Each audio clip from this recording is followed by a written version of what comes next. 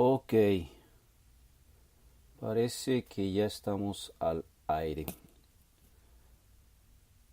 Buenas tardes, nuevamente. Tengan todos ustedes. Estamos en vivo vía Facebook Live desde la página de mensajes de amor para salvación y también vía radio internet. Mensajes de amor para salvación. Sí, muy buenas tardes. Estamos transmitiendo una vez más desde Boynton Beach, Florida. Yo soy miembro de la iglesia que se reúne ahí en West Palm Beach. La dirección, si tú vives cerca, es el 1014 de la South York Road, West Palm Beach, Florida. El código postal es el 33415. Agosto 29. 29 de agosto, sí, del 2018. Son las 7:05. Y el mensaje que estamos transmitiendo se titula ¿Quién es Jesús? El mensaje o el estudio de este día es la parte número 21 y estamos hablando de su ministerio. ¿Sí? La cita se encuentra ahí en Lucas capítulo 7, versículos 11 en adelante. Lucas capítulo 7, versículos 11 en adelante. Pero antes de iniciar con nuestro estudio, vamos a tener un tiempo de oración. La oración es muy importante, hermanos. La comunicación que debemos de tener con Dios es todo el día. El cristiano no se puede desconectar y conectar de estar en comunicación con Dios. Sino es como no somos como el iPad, ¿verdad? La tableta, perdón, o el teléfono, el teléfono lo apagamos y ya no hay señal, lo prendemos y hay señal. El cristiano todo el tiempo debe de estar en constante comunicación con Dios. Pero en estos momentos vamos a dedicar un tiempo para pedirle, para agradecerle a Dios todo lo que ha hecho por nosotros y para pedirle por necesidades de algunos hermanos que están sufriendo, que tienen necesidades. Bendiciones, hermano.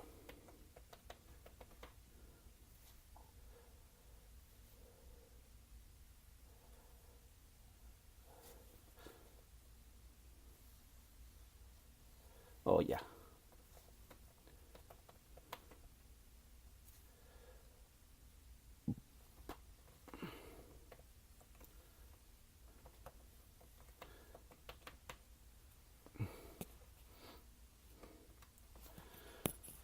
Sí, entonces aquí tengo una lista. Ayer la iniciamos. Vamos a continuar con lo que dejamos pendiente el día de ayer.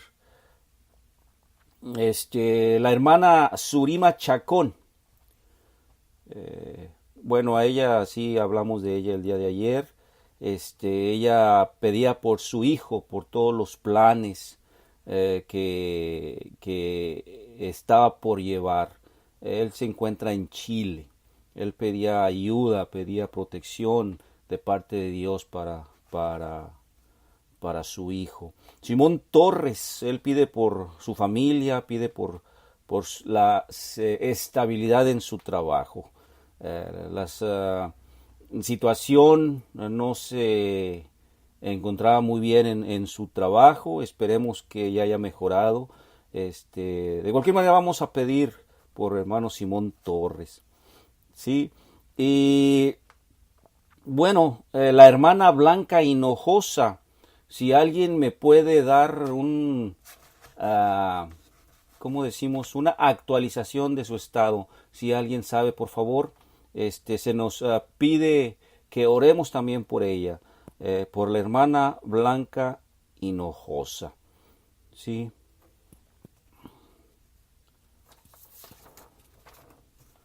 Hermana María Isabel Cruz Hernández, ella pide oración por por otra hermana, ¿verdad? Por Laura Cerda. Ella se encuentra delicada de salud. También pide oraciones por la hermana Lisbeth Rodríguez. Ella está embarazada y parece que tiene problemas con su estado, ¿verdad? Hay que estar orando por ella. ¿Sí? Carlos Méndez, este señor es amigo de la hermana Bonnie Romero. Sí, ellos viven en Hawái. Bueno, no recibimos por medio de las noticias malas noticias, valga la redundancia. Parece que Hawái está bien, ¿verdad? Y si el hermano vive por allá, bueno, esperemos que todo haya llegado que todo haya estado bien, ¿verdad? Que no haya sufrido y no haya tenido problemas de carácter físico, pero ni tampoco, bueno, pues pérdidas materiales, ¿sí? Y bueno, hay que estar orando, hermanos, por esta radio internet, mensajes de amor para salvación y por todos sus predicadores, ¿verdad? Por cada uno de los predicadores junto con sus familias. Somos alrededor de 23, 25 hermanos que estamos poniendo nuestro granito de arena para la predicación del Evangelio, ¿verdad? Para que vaya más allá de las fronteras. Estén orando por nosotros, hermanos, y aquí vamos a tener, por supuesto, una oración también. Vamos a iniciar. Vamos a inclinar nuestros rostros y vamos a orar en estos momentos. Padre nuestro, te damos infinitas gracias por las bendiciones, por lo bueno, porque nos dejas ver la luz de un día más. Estamos vivos, Padre, y eso es suficiente, más que suficiente para agradecerte. Te pedimos que nos vaya bien el resto de la semana. Te pedimos a los que tenemos planes, los que tenemos proyectos, ayúdanos, Padre. Ayúdanos para que se cumplan todos estos proyectos, pero sabemos de antemano que todo es de acuerdo a tu voluntad. Muchos hermanos y muchas hermanas están padeciendo enfermedades, están sufriendo a causa de las enfermedades. Muchos tienen problemas de salud, hermano. Ayúdalos. Todos sabemos que tú eres el médico supremo.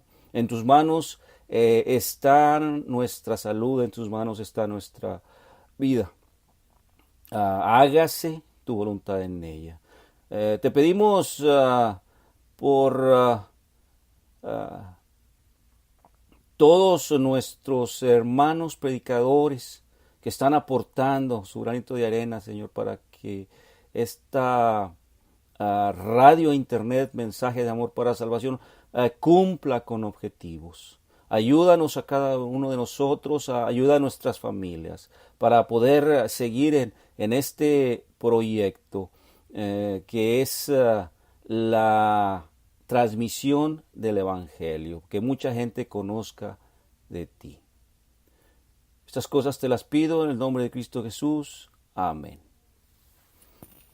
Ok, hermanos, vamos a iniciar con el estudio. En esta tarde voy a pedir que abran sus Biblias ahí en el Lucas 17. Vamos a iniciar en el versículo 11, Lucas 7, versículo 11 al 17. Y dice así: y aconteció el siguiente día que él iba a la ciudad que se llama Naín, e iban con él muchos de sus discípulos y una gran multitud. Y cuando llegó cerca de la puerta de la ciudad, he aquí que llevaban a enterrar a un difunto, hijo único de su madre, la cual también era viuda, y había con ella mucha gente de la ciudad. Y cuando el Señor la vio, se compadeció de ella y le dijo: no llores. Y acercándose tocó el féretro, y los que lo llevaban se detuvieron, y dijo: joven, a ti te digo, levántate. Entonces se incorporó el que había muerto y comenzó a hablar, y lo dio a su madre. Y todos tuvieron miedo y glorificaban a Dios, diciendo: un gran profeta se ha levantado entre nosotros, y Dios ha visitado a su pueblo. Y esta fama de él salió por toda Judea y por toda la región de alrededor. ¿Sí? Compasión, hermanos. Es lo que estamos viendo, ¿verdad? Esta característica de Jesús, compasión. La ciudad de Naín estaba a unas 20 millas, ¿sí? De Capernaum. Esto era el equivalente, los estudiosos dicen que era el equivalente a un día de camino. Entonces Jesús se va acercando, o se está acercando a la puerta de la aldea. Se encuentra que de la ciudad, ¿sí? Va saliendo una procesión fúnebre, ¿sí? Un joven muere y deja a su madre viuda sin medios visibles de apoyo. Esta mujer tenía mucho dolor, no solo porque había perdido a su marido y al hijo, ¿sí? No solo porque ahora estaba sin compañía en esta tierra de sus seres más queridos, ¿verdad? Sino también porque se sentía desesperada por saber a dónde acudir en busca de ayuda física y sustento. ¿Qué pasaba? Simple y sencillamente había perdido a su esposo y ahora estaba perdiendo al joven, ¿sí? De repente el medio para sobrevivir, ¿sí? Ya no lo tenía. El sustento, lo que necesitaba para sobrevivir, ya no lo tenía. Y recordemos que en ese tiempo, pues el mercado laboral para las mujeres, pues era escaso. Es más, no existía, ¿sí? No existía. Entonces era una mujer que estaba completamente desvalida, ¿sí? Completamente sola, ¿sí? En aquellos días no se conocía lo que les decía, ¿verdad? En aquellos días no se conocía un mercado de trabajo para mujeres en el que pudieran ganarse las vidas. Se esperaba que las mujeres se casaran y mantuvieran la casa. Entonces aquí vemos que Jesús tuvo compasión, sí, de esta viuda totalmente destrozada y en total llanto, ¿verdad? ¿Y qué fue lo que le dijo? No llores, ¿sí? Y luego tocó el féretro. La palabra hebrea para ataúd es una palabra que es mita, ¿sí? La palabra griega es soró.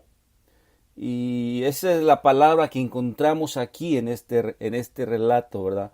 Y en el español se traduce féretro. Pero los ataúdes cerrados, tal como los conocemos en este tiempo, no existían, ¿sí? En el mundo de hace 2000 años, ¿verdad? En el mundo de los hebreos. Este tipo de féretros eran desconocidos. ¿Sí? El féretro era un marco de madera, nada más un marco de madera, ¿sí? Abierto y plano, en el cual se llevaba el cadáver de la casa a la tumba, ¿sí? Nada más imagínate un marco, ¿verdad? Un marco de madera y el cuerpo del joven en medio, ¿verdad? El cuerpo del joven en medio. El entierro usualmente era poco después de la muerte de una persona. Se tenía que hacer en menos de 10 horas, ¿verdad? En aquel tiempo no tenían los medios que se tienen en la actualidad para preservar el cuerpo, ¿verdad? Del difunto, para preservar el cadáver. Entonces fallecía una persona y en menos de 10 horas esta tenía que ser enterrada. Y esto obviamente pues por razones higiénicas, ¿verdad? También vemos en el relato que cualquiera que tocara un cadáver o cualquier cosa con la que un cuerpo muerto pudiera entrar en contacto era declarado por la ley del Antiguo Testamento inmundo. Esto lo encontramos, no lo vamos a leer, esto lo encontramos en Números 7, ¿verdad? Era declarado inmundo por 7 días, ¿sí? Por tan solo el hecho de tocar el féretro o tocar el cuerpo, ¿sí? Era a la persona que hacía eso, era declarado inmundo por 7 días. Y las procesiones judías eran muy emotivas y demostrativas, ¿sí? El cadáver usualmente se vestía pues con ropas que usó en vida la persona que había fallecido, ¿verdad? El cadáver se extendía sobre este féretro, ¿sí? Y se le arrojaba una tela encima de él, ¿sí? Y a veces se agregaban especies funerarias al cuerpo.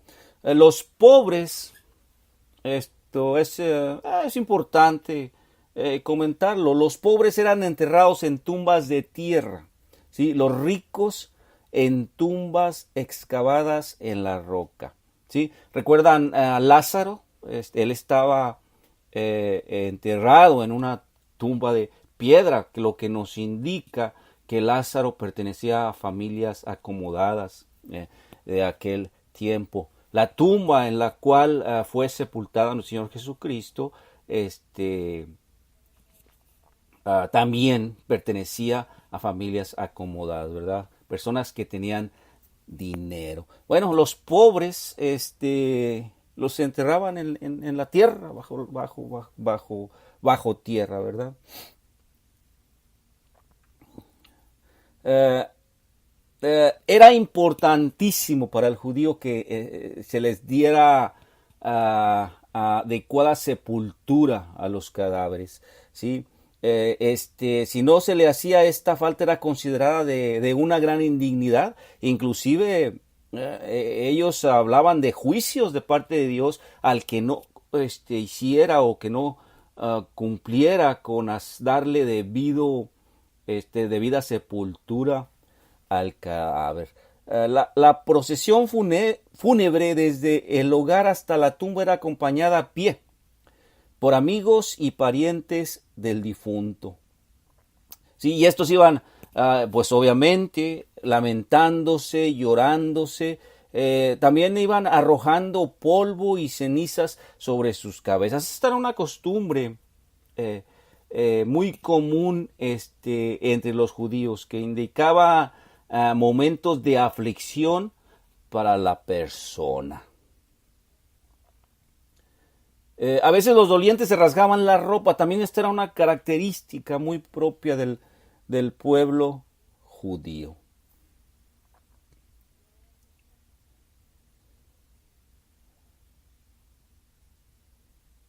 Sí, por lo general cada funeral era atendido por...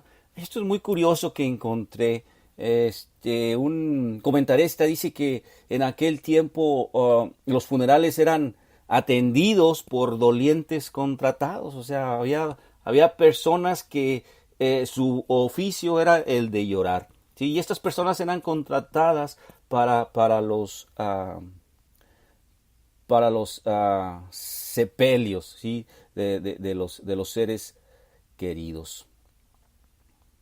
¿Sí? Y estos eran obviamente pues pagados por la familia del difunto. Cuando la procesión fúnebre comenzaba hacia el lugar del entierro, siempre las mujeres iban adelante. ¿Sí? Esto era una costumbre judía. ¿Sí? Las mujeres iban primero, o sea, iba el cuerpo y las mujeres encabezando la procesión, ¿verdad? Rumbo al lugar donde iba a ser enterrado la persona, ¿verdad? El difunto, o al panteón o cementerio como lo conocemos ahorita. ¿Sí? Y la causa por la que las mujeres iban primero, según los rabinos, era porque una mujer trajo la muerte al mundo. ¿Sí? Entonces las mujeres deberían llevar a las víctimas. ¿Sí? Las mujeres deberían llevar a las víctimas a la tumba. ¿Sí? Las procesiones fúnebres siempre eran ruidosas, ¿verdad? Con gráficas demostraciones de luto. Era importante que reflejaran mucha pena, ¿verdad? Mucho luto. ¿Y saben por qué? Porque los hebreos consideraban muy impropio el que no hubiera grandes lamentos, ¿sí? Y luto en un funeral. De hecho, inclusive contrataban a flautistas. Estos tocaban música triste, ¿verdad? Música de lamento.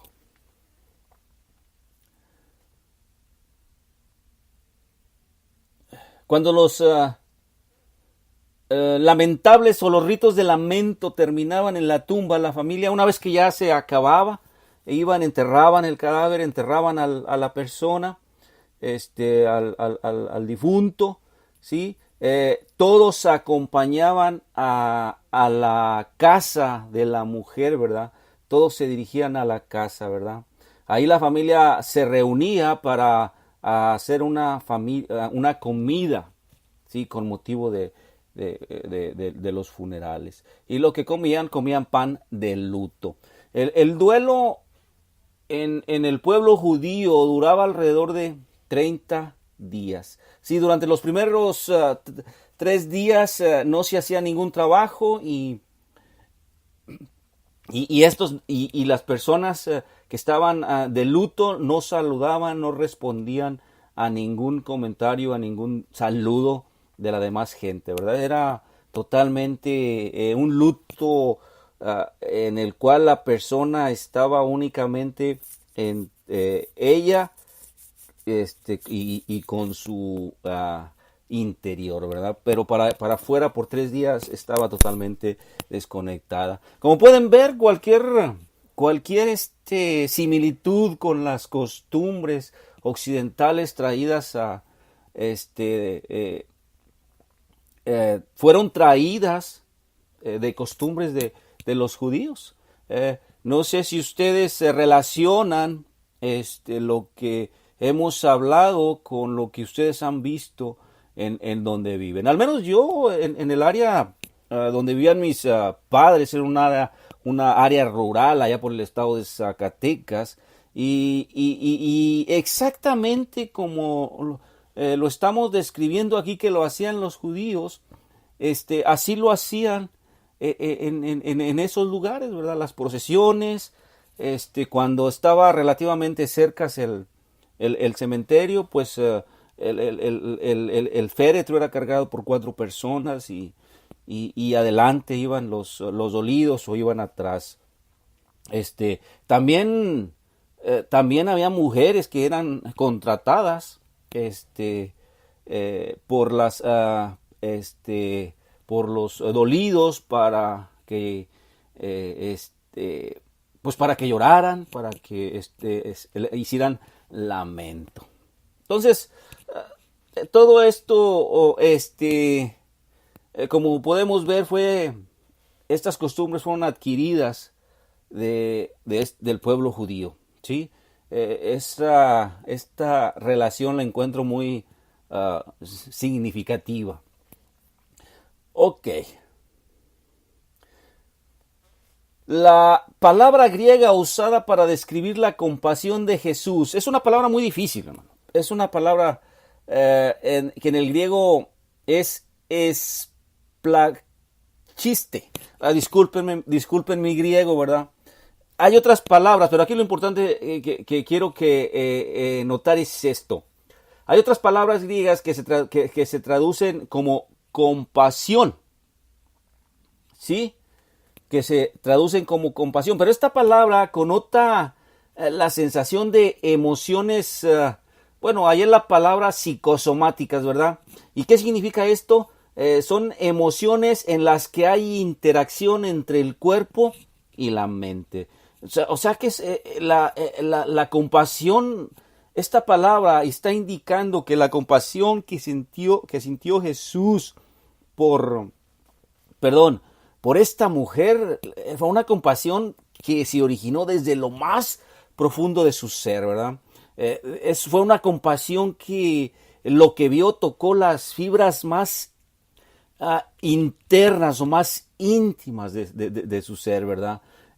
Esta palabra es lo que nos da a entender. ¿Y por qué se usa esta palabra? Bueno, los intestinos, sí, así, literalmente, los intestinos, eran considerados por los griegos y los hebreos como la sede de la pasión, ¿sí? Y el afecto. De hecho, esta palabra es la que se utiliza para intestinos. Entonces, aquí podemos ver qué tipo de compasión sintió nuestro Señor Jesucristo por esa mujer. Una compasión, sí, que se originaba desde lo más interno de su ser. Lo que si Jesús sintió por esta viuda y los dolientes fue intenso, ¿sí? Y profundamente emotivo. Mientras que Jesús tuvo compasión por la viuda en llanto, al mismo tiempo Él le ordenó, ¿sí? Así, efectivamente, Él le ordenó no llores. Esta palabra está en imperativo, ¿verdad? O sea, con autoridad nuestro Señor Jesucristo le dice, no llores. Una persona piadosa, hermanos, una persona piadosa sabe cuándo y por qué llorar. Hay una corriente filosófica, ¿sí?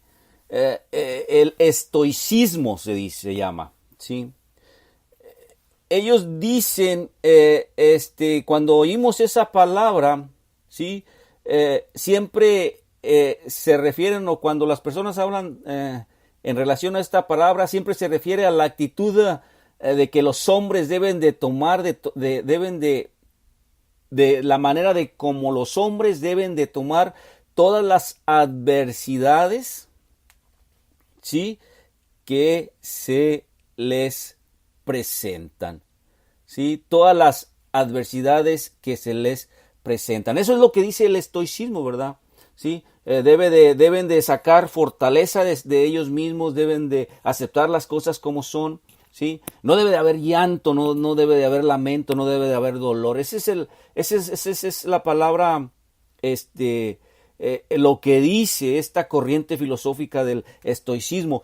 Pero se los comento porque muchas veces se confunde el cristianismo con estas corrientes filosóficas. O en otras palabras, hubo muchos hombres que trataron de introducir ideas, ¿sí? De este tipo de corrientes dentro del cristianismo, ¿verdad? Pero, de hecho,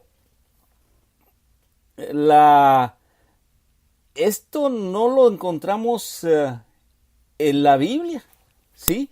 El estoicismo, o eso característica que pide el estoicismo de los hombres, no es una virtud cristiana, ¿sí? De hecho, si nosotros podemos ver, sí, ahí en la Biblia, todas las veces en las cuales nuestro Señor Jesucristo lloró, así literalmente, Jesús lloró más de una vez. Y esto lo encontramos en Juan, en Juan 11:35, Lucas 19:41, Hebreos 5:7, ¿sí? Pero aquí es muy importante por qué debemos llorar, ¿sí? Los creyentes no debemos lamentarnos como aquellos que no tienen esperanza, ¿sí? Es muy importante esto. Los creyentes no debemos lamentarnos como aquellos que no tienen esperanza. Déjenles leo una cita. Ahí en Primera de Tesalonicenses, capítulo 4, versículo 13, dice de la siguiente manera: mas no quiero, hermanos, dice, que ignoréis acerca de los que duermen, para que no os entristezcáis como los otros que no tienen esperanza, ¿sí? Dice el versículo 14 del capítulo 4, dice, porque si creemos que Jesús murió y resucitó, así también traerá Dios con él a los que durmieron en Jesús, ¿sí? Ahí está. Nosotros, el llanto, hermana Lourdes, igualmente, buenas noches y que Dios te bendiga, ¿sí? Entonces, nosotros tenemos una esperanza, ¿sí? La mirada del cristiano está fija en esa esperanza. Tal vez Jesús aquí está alentando a esta viuda y a estos dolientes a que se abstengan de un dolor excesivo, ¿verdad? Que se abstengan de un dolor excesivo y lo miren como a Él, que lo miren a Él como el Señor de la vida. Si la vida se encuentra al mirar más allá de la muerte, esta es la esperanza que tenemos nosotros los cristianos. A través de la confianza en Cristo. La penitencia por el pecado que trae la muerte es la expresión propia del luto. Todo mundo, ¿sí? Todo mundo, nosotros lamentamos las pérdidas de nuestros seres queridos. En lo personal, yo he sufrido, hemos tenido pérdidas, ¿verdad?, de seres queridos.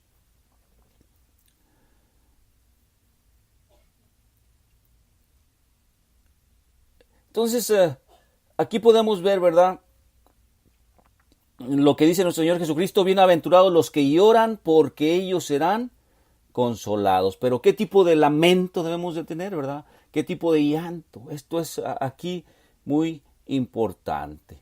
Entonces, más adelante ahí vemos en que Jesús, conforme va el relato, vemos que Jesús resucita al hijo de la viuda de entre los muertos, ¿verdad? Este incidente es uno de al menos 3 resurrecciones, ¿verdad?, de la que nos hablan los evangelios. Si tenemos a la hija de Jairo aquí en Lucas 8, más adelante lo vamos a ver. Tenemos a Lázaro, amigo íntimo de nuestro Señor Jesucristo, ¿verdad?, ahí en Juan capítulo 11, ¿verdad? Y tenemos este relato, ¿verdad?, aquí en Lucas 7, ¿verdad?, el hijo de la viuda. Entonces,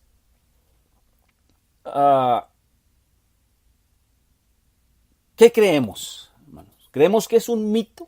¿Creemos que los relatos de estos milagros sobrenaturales son mitos que nunca existieron?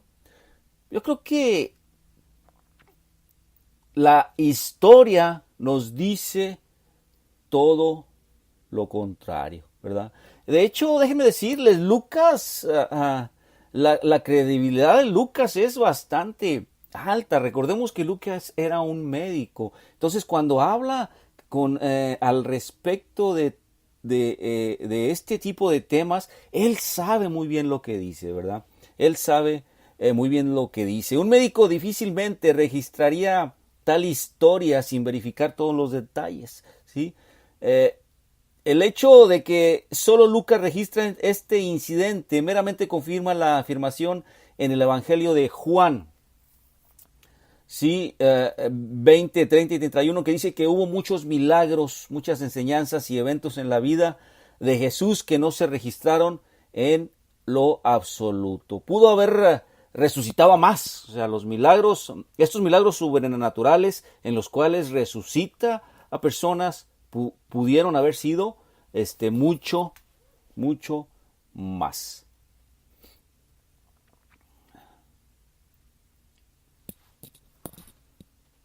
Vamos a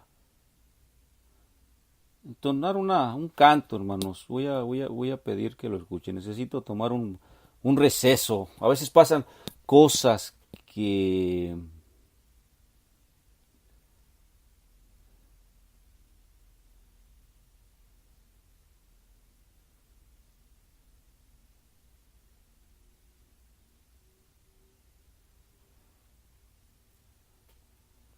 es difícil controlar.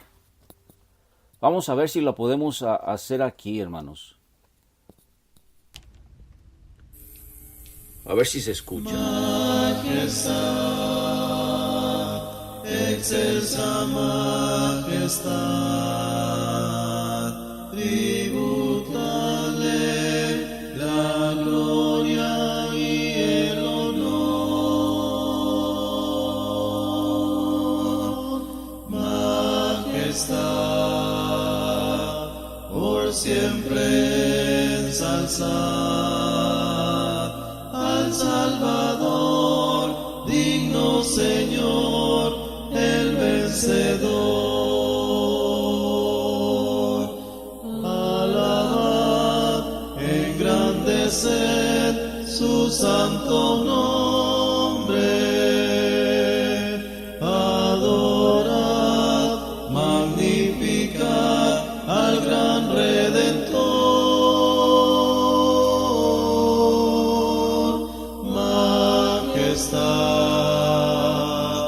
Por siempre ensalzad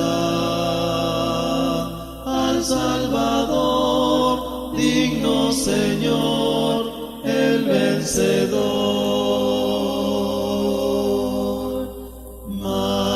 Majestad, divina majestad, Dios eterno, es Jesucristo el Señor. Majestad, de su poder cantar, Él es creador, sustentador, gobernador, alabad en... Ok, estamos aquí de regreso. Disculpas, estamos en un programa en vivo y pasan imprevistos. Parece que nos quiere dar la gripa, hermanos. Esperemos que sea falsa alarma. Ok, continuemos.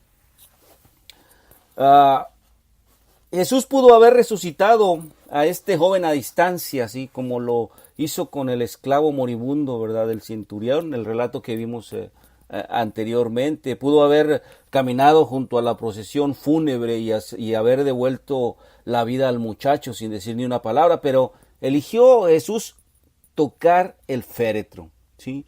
La narración dice que Jesús toca el féretro. Entonces aquí podemos ver que su objetivo no era simplemente devolver la vida a un hombre muerto, ¿sí? Sino llevar el consuelo de la salvación a cualquiera que creyera en Él como Señor, ¿sí? Entonces, por lo tanto, debe demostrar que el poder, y esto es muy importante, ustedes se habían preguntado por qué Jesús decide tocar el féretro,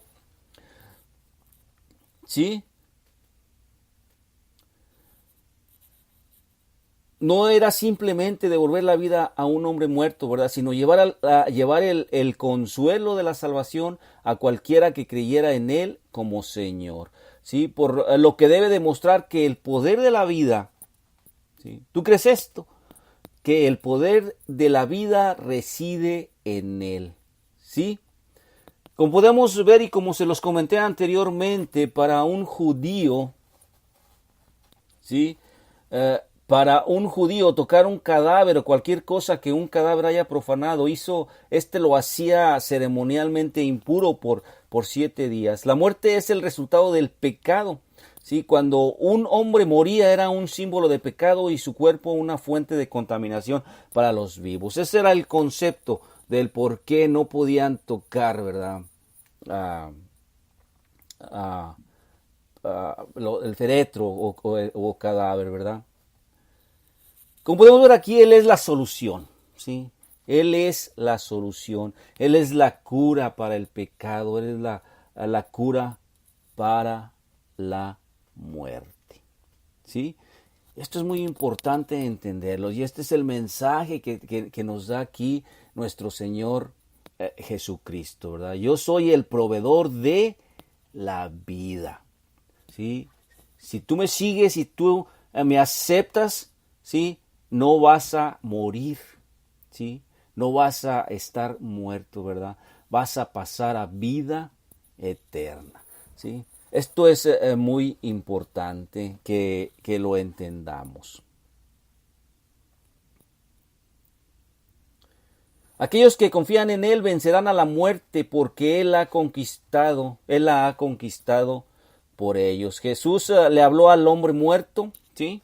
Jesús esperaba que el hombre muerto lo escuchara y respondiera sentándose, o bien Jesús fue quien afirmó ser, ¿sí? Este hecho, imagínate tú, yo quisiera ver a aquellos pseudo curadores, ¿verdad? De estos tiempos, aquellos que reúnen a grandes multitudes y que enfrente de estas multitudes ellos dicen que realizan actos milagrosos, actos de curación. Pues yo quisiera ver a uno de estos personajes hacer lo que Jesucristo hizo, ¿sí? Aquí, ¿verdad? Parar una procesión, ¿sí? Parar una procesión, dirigirse al féretro, que éste se abra y que él le ordene, ¿verdad? Y le diga al muerto, levántate, ¿sí? Yo quisiera verlo. Por supuesto que nunca lo vamos a ver, ¿sí? Nunca vamos a ver estos milagros porque ellos no pueden hacerlo, estos pseudo curadores, ¿verdad?, que encontramos en estos tiempos, no pueden hacerlo, ¿verdad? Y también hay otra cosa muy importante, ¿verdad? Aquí es muy importante ver dos cosas, ¿verdad? O bien Jesús fue quien afirmó ser, ¿sí? O bien era una persona que no estaba bien de sus facultades, ¿verdad? Porque ¿quién se atreve a parar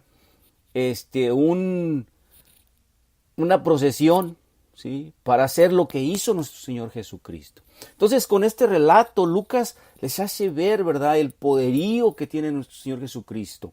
Les hace ver que Él es el Mesías, que es el elegido, que es el Hijo de Dios y que a través de Él, ¿sí?, tenemos vida, ¿sí? Tenemos vida eterna. ¿Qué pasa después de que resucita a este joven? Pues se lo da a su madre, ¿verdad? Los incrédulos, de hecho, lo que les decía en un inicio, ¿verdad? Los incrédulos tratan de destruir la validez de este evento, ¿verdad? Declarándolo como un mito, ¿sí? Pero no tienen bases, ¿verdad? No tienen bases para decir esto es un mito, estos son mentiras. Momentos antes, toda esta compañía de personas había estado de luto, ¿verdad? Estaban en llanto, estaban de dolor, ¿verdad? La madre y todas las personas que los acompañaban, ¿verdad? Había lamentos amargos de dolor y de tristeza. Pero de repente todo cambia, ¿verdad? Cuando resucita Jesús a este joven, ¿verdad? Ahora todo se convierte en una celebración de alabanza feliz a Dios. Aquellos que fueron testigos de este asombroso evento testificaron, ¿sí?, con estas palabras, ¿verdad? Un gran profeta se ha levantado entre nosotros. Dios ha visitado a su pueblo. La idea de que Dios visitaría a su pueblo es una expresión mesiánica, ¿sí?, tanto en el Antiguo Testamento como en el Nuevo Testamento. Se expresa particularmente en Isaías 7:14 en el término Emanuel. ¿Qué significa Emanuel? Dios con nosotros. Entonces, cuando la gente, ¿verdad? Cuando la gente dice Dios está con nosotros, Dios ha visitado a su pueblo, ellos están diciendo el Mesías ya está con nosotros, el Mesías está aquí. El informe de este milagro se extendió por toda la tierra, ¿verdad?, de los judíos. Llegó hasta Judea, llegando incluso a Judea, ¿sí? Nos preguntamos cuántos creyeron en Jesús como resultado del informe, ¿sí? ¿Tú crees? Sí, te voy a hacer una pregunta. ¿Tú crees que Jesucristo tiene poder, ¿sí?, para levantar a los muertos? ¿Sí? Yo sí creo. ¿Sí? Déjame te leo ahí Juan, el Evangelio según San Juan, capítulo 5, ¿sí?, del 28 en adelante. Dice, no os maravilléis de esto, porque viene la hora cuando los que están en los sepulcros oirán su voz, y los que hicieron bien saldrán a resurrección de vida, y los que hicieron mal a resurrección de condenación. ¿Sí? Hoy. Escucha, ¿sí? Viene la hora cuando todos los que están en los sepulcros oirán su voz, ¿verdad? Todos, ¿sí? Todos los que hicieron bien y los que hicieron mal. ¿Qué dice? Los que hicieron bien, ¿a dónde van a ir? ¿A resurrección de qué? De vida, ¿sí? ¿Crees que tiene Jesús poder para hacer esto? Yo sí creo. Claro que tiene poder. ¿Sí? Aquí no es cuestión de creer o no creer, aquí es cuestión de que nos analicemos y nos miremos, ¿verdad? Nos proyectemos al futuro. ¿Dónde quieres, ¿sí?, tú estar? ¿Sí? ¿Dónde quieres tú estar? ¿Resurrección de vida? ¿sí? O en resurrección de condenación. Entonces aquí vemos que una cosa es cierta, ¿verdad? Es una prueba de que Jesús quiere decir cuando dice que un día que Él llamará a todos los muertos desde sus tumbas, ¿verdad? Algunos a la vida eterna y otros a condenación eterna. Es lo que les estoy comentando, ¿sí? ¿Dónde quieres estar tú? Pues enfoquémonos en eso. Enfoquémonos en esa meta que tiene el cristiano, ¿verdad? La corona de vida eterna al lado de Jesús, ¿sí? ¿Qué se necesita? Bueno, si tú eres cristiano, obediencia. Obediencia. Vivir, dar frutos, vivir una vida de acuerdo, ¿sí? A lo que Dios nos ordena, ¿verdad? De acuerdo a como Dios nos dice que la vivamos. Vamos a continuar ahí con el relato. Vamos a abrir nuevamente nuestras Biblias ahí en el 18 de Lucas, del Evangelio según San Lucas, capítulo 7. 7, versículo 18 al 23. Esto lo vamos a leer nada más, hermanos, y hablaremos más al respecto la próxima semana. Lo leo. Capítulo 7 de Lucas, versículo 18 al 23. Y los discípulos de Juan le dieron las nuevas de todas estas cosas. Y llamó Juan a 2 de sus discípulos y los envió a Jesús para preguntarle: ¿eres tú aquel que había de venir o esperaremos otro? Cuando los hombres vinieron a él, dijeron: Juan el Bautista nos ha enviado a ti para preguntarte: ¿eres tú aquel que había de venir o esperaremos a otro? Y en la misma hora sanó a muchos de enfermedades y plagas y de malos espíritus, y a muchos ciegos dio la vista. Y respondiendo Jesús les dijo: id, decid a Juan lo que habéis visto y oído, cómo los ciegos ven, los cojos andan, los leprosos son limpiados, los sordos oyen, los muertos son resucitados, y a los pobres es predicado el evangelio. Y bienaventurado es aquel que no fuere escandalizado en mí. Palabra del Señor. Ok, vamos a ver, déjenme les digo a manera de introducción lo que dicen los estudiosos, los eruditos al respecto, ¿verdad? Aquí, para cuando manda Juan el Bautista a sus discípulos, él ya tenía alrededor de 1 año en prisión, ¿sí? Recordemos que fue hecho prisionero por Herodes, ¿sí? A causa de que constantemente lo estaba atacando, ¿verdad? De inmoral, ¿sí? Y todos sabemos que se había casado con la mujer que fue de su hermano, ¿sí? Entonces ya tenía cerca de 1 año encerrado, ¿verdad? De 1 año, tenía cerca de 1 año prisionero. Nuestro Señor Jesucristo, su ministerio ya tenía alrededor de 1 año y medio, ¿sí? O sea, fue hecho prisionero Juan el Bautista cuando nuestro Señor Jesucristo tenía alrededor de 6 meses, ¿sí? de ministerio. Entonces, ¿qué es lo que ¿qué podemos entender? O sea, esto ¿qué nos está diciendo? Bueno, ustedes se dan cuenta de la desesperación de Juan el Bautista de estar prisionero, ¿sí? De hecho, muchos eruditos comentan que seguramente él era visitado constantemente por Herodes a la prisión. Muchos estudiosos comentan que Herodes ha de haber estado diciéndole: todo aquello que predicaste, todo aquello que dijiste del Mesías no se ha cumplido, ¿sí? Ni es cierto, ¿sí? Eso era lo que recibía Juan el Bautista, ¿verdad? del exterior. Entonces estaba un poco incomunicado, había mucha incertidumbre en Juan el Bautista. Él esperaba del Mesías otra cosa, ¿sí?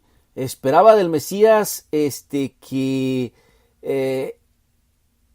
llevara a cabo el plan que se supone que Dios tenía para con su pueblo. ¿Cuál era ese plan? Bueno, destruir a sus enemigos o expulsar a sus enemigos, tener el trono de Israel y todo su pueblo, todo el pueblo de Israel, disfrutar de los beneficios que su Mesías había dado o había concedido. De hecho, él pues quería algo muy importante, ¿verdad? Quería su libertad. Entonces, al ver que nada de esto estaba pasando, ¿sí? ¿Sí? Manda a 2 discípulos de él, ¿verdad? Manda a 2 discípulos de él a hacerle una pregunta a Jesús, ¿verdad? ¿Qué le dice? Allí en el 7:19, ¿eres tú aquel que había de venir? ¿Sí? ¿O esperaremos a otro? ¿Sí? Eso fue lo que Juan el Bautista les dijo que preguntaran. Y es precisamente ahí en el 20 lo que le preguntan, ¿verdad? A Jesús los discípulos. ¿Sí? Pero miren, mientras están preguntándole, ¿sí? En ese mismo momento, ahí nos dice el 7:21, ¿sí? Dice, y en la misma hora sanó a muchos de enfermedades y de plagas y de malos espíritus y a muchos ciegos dio vista. Y fíjense la respuesta, ¿verdad? La respuesta que les da nuestro Señor Jesucristo. Les dijo, id, decid a Juan lo que habéis visto y oído. ¿Sí? Como los ciegos ven, los cojos andan, los leprosos son limitados, los sordos oyen, los muertos son resucitados y a los pobres es predicado el evangelio. ¿Sí?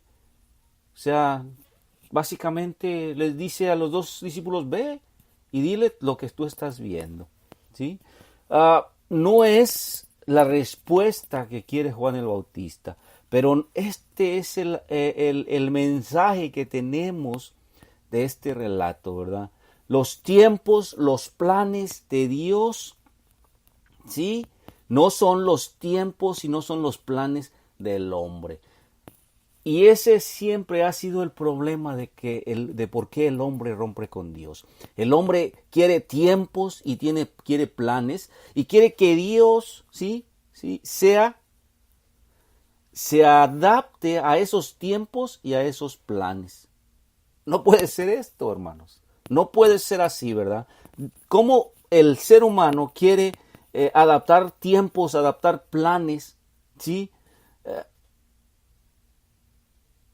Y que Dios se adapte a ellos? No tiene sentido y no puede ser así, ¿verdad? El ser humano se tiene que adaptar a los planes y a los tiempos establecidos por Dios. ¿Sí? Y nosotros pacientemente debemos de esperar, pacientemente debemos de escuchar y obedecer. Y es lo que estamos aquí viendo, ¿verdad? No se estaba viendo, ¿sí?, lo que muchos judíos querían que pasara en ese tiempo. Inclusive Juan el Bautista quería que pasara, ¿verdad? Pero él quería a la de ya, ¿sí? ¿Por qué no estaban pasando todo lo que él había dicho, ¿sí?, sobre el Mesías? Bien, hasta aquí nos quedamos. Vamos a hablar un poquito más sobre este relato la próxima semana. Vamos a terminar aquí. Muchas gracias, hermana Juana Ramírez, saludos. Dios te bendiga. Vamos a iniciar la próxima semana aquí, próximo martes a las 6 de la tarde, tiempo del centro. Que el Señor les bendiga y que tengan una muy agradable tarde o noche, según el lugar donde se encuentre.